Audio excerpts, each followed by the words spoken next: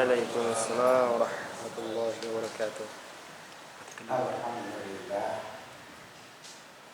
Nahmaduhu wa nasta'inuhu wa nastaghfiruh wa na'udzu billahi min shururi anfusina wa min sayyiati a'malina.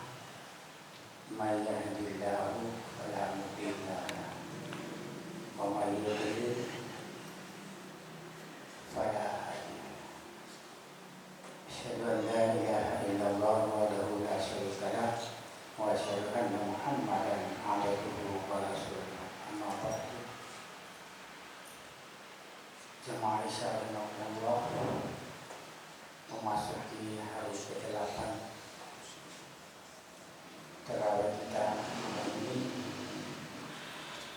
berarti 10 hari pertama akan berakhir. Para pakar membagi Ramadan itu atas 3 kelompok soal dipertentangkan di urusan lain. Tapi untuk mempermudah, mari kita lihat kelompok yang pertama pada masih hari ini dinamakan kelompok rahmah Allah. Sebut awalul rahmah.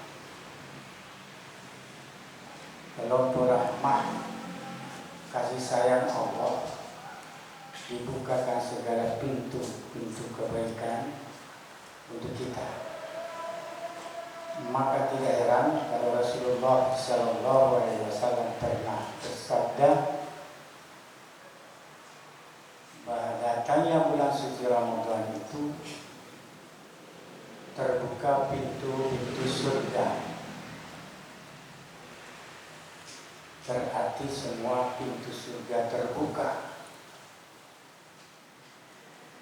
Kata kiai di dalam televisi itu buka lebar-lebar. Tidak ada halangan siapapun yang masuk di situ. Tapi apakah seperti itu? Tentu tidak. Butuh syarat-syarat yang harus dipenuhi. Syaratnya apa? Syaratnya amal soleh, meninggalkan segala larangan Allah di dalam menunaikan ibadah puasa Ramadan itu. Ya, kadang-kadang kita campur baur antara yang hak dengan yang batil di dalam melaksanakan ibadah Ramadan. Itu sebabnya Imam Ghazali juga memberikan klarifikasi atau pembagian 3 macam manusia yang beriman, bukan manusia pada umumnya. Kalau manusia pada umumnya itu dibagi 3 lagi.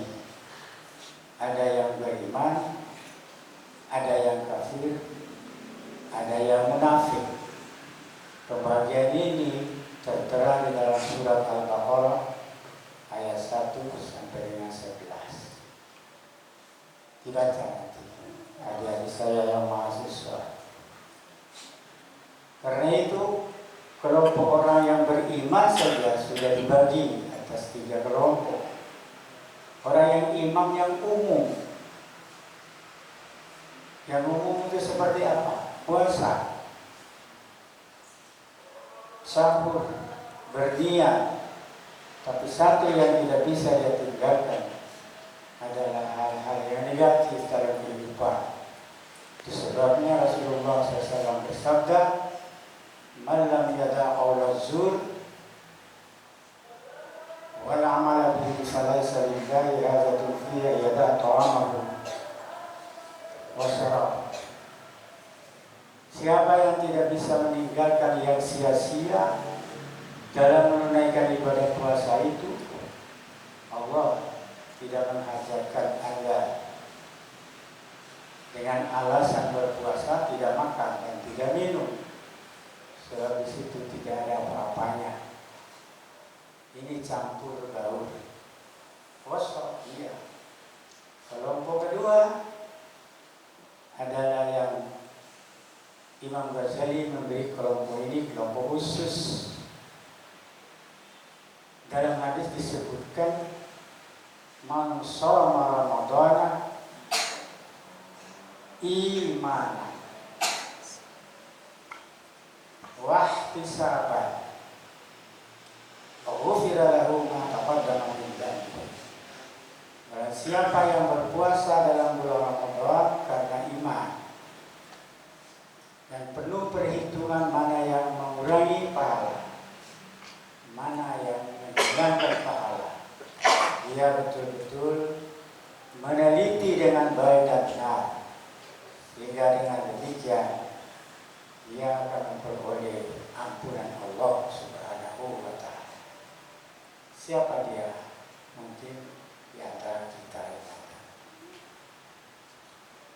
Kelompok yang ketiga adalah kelompok manusia yang khusus dan khusus.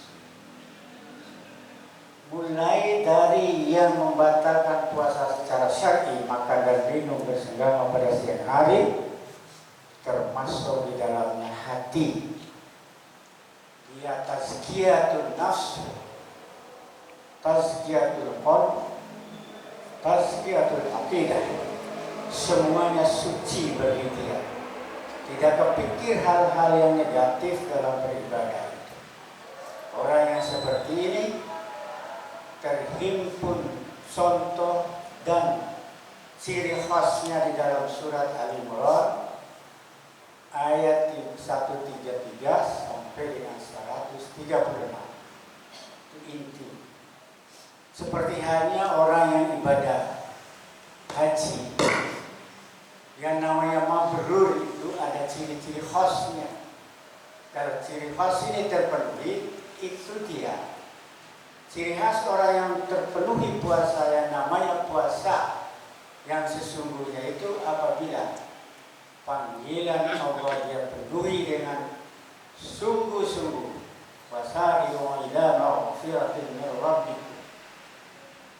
Janji Allah. Apa janji? Wa jannatin 'arduha as-samawati wal ardh. U'iddat lil muttaqin. Bagi orang-orang yang bertakwa saja. Tujuan akhir daripada ibadah Ramadan, puasa Ramadan, tertera di dalam surat Al-Baqarah ayat 183. Sudah alaikum tattaqun. Tidak gampang. Omongannya gampang, tapi dilaksanakan sangat berat. Sebab segala yang ada pada anggota tubuh kita ini harus betul-betul terkendali. Apakah itu penglihatan, apakah itu pendengaran, bahkan lisan sekalipun harus terkendali dengan baik. Ini akan melahirkan manusia-manusia. Dalam ayat berikutnya itu disebut alladzina yunfiquna fis sarai wad dharra wal kadhimina al-ghaidha wal 'afina 'anil nas. Allahu yuhibbul muhsinin. Dari orang seperti ini, dia mampu menginfakkan sebagian rezeki yang dikaruniakan Allah, betapapun dia, apalagi dia itu berpunya, dalam keadaan kepepet pun dia masih mampu menyisihkan sebagian rezeki ini. Adakah? Insya Allah baik. Orang yang mampu mengeluarkan sebagian rezeki itu sesungguhnya bukan banyaknya, tetapi adanya ketulusan mencari ridho Allah. Sebab ibadah itu mencari ridho, bukan mencari pahala. Pahala itu ada pada ridho, bukan mencari surga. Surga itu sudah ada pada ridho Allah Subhanahu wa Ta'ala. Rabi'ah Adawiyah itu adalah orang sufi terkemuka dunia.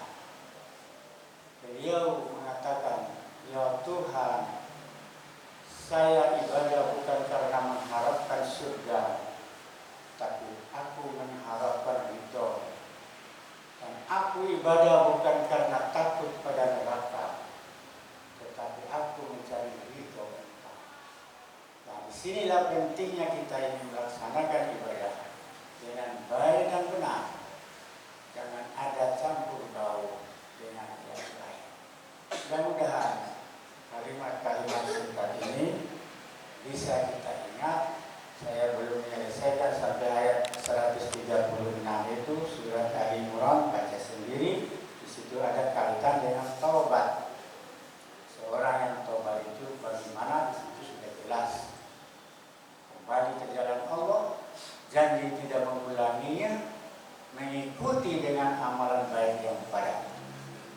Sekian dulu.